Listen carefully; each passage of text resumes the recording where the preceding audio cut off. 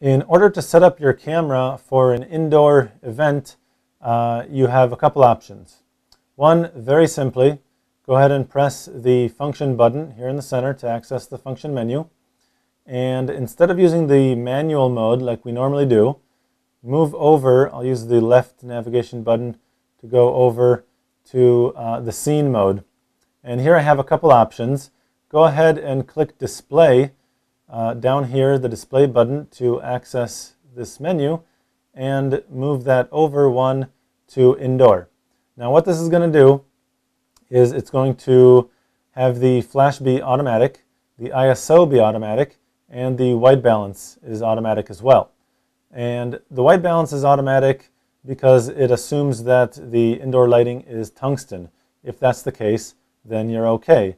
The ISO automatic may not be such a good thing, and the flash also automatic may not be such a good thing, and I'll explain why. But if you like this option, you can just go ahead and click function to escape the function menu and go ahead and take a picture as you normally would.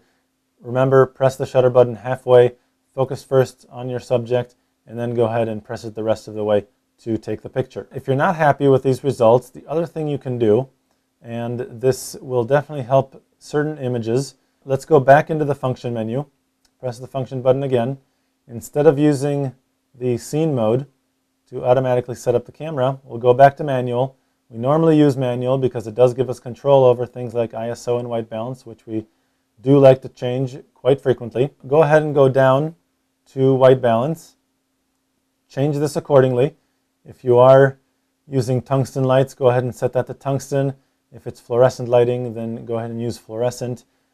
Today you can have some fluorescent light bulbs with a very yellowish cast because that's how they're designed. So you would choose tungsten even though it is technically a fluorescent light.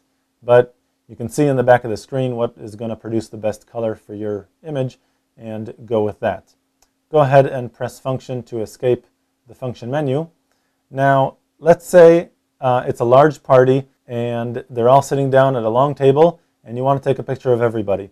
Now if there's a decent amount of light, again we're indoors, it's not a huge amount of light, so you can't completely avoid using the flash and use a low ISO.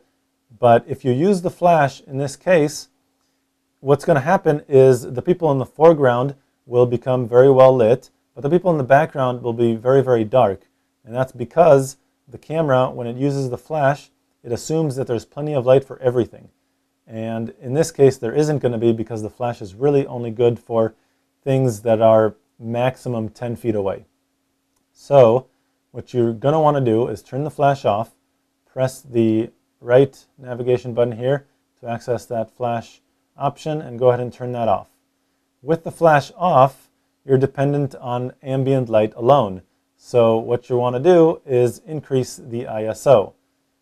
Press the up navigation button here to choose a higher ISO. Now you may want to test something first. For example, I have mine currently set to 200. I'll press the shutter button halfway in order to focus on my subject, and I'll look down here at my shutter speed. My shutter speed currently indicates 1/640, which in my case is plenty fast, but if yours, for example, in a low light situation says anything less than 1/60th, you may want to increase the ISO even more. If it's more than, let's say, 1/200 or 1/250, you can definitely decrease the ISO in order to maintain a better quality image. So remember that, manual mode, set the white balance, change the ISO accordingly if you're not going to use the flash. If you are going to use the flash, it really doesn't matter. Go ahead and set a lower ISO to get a nice clean image. To find out much more about digital photography and your digital camera, go to lbguides.com.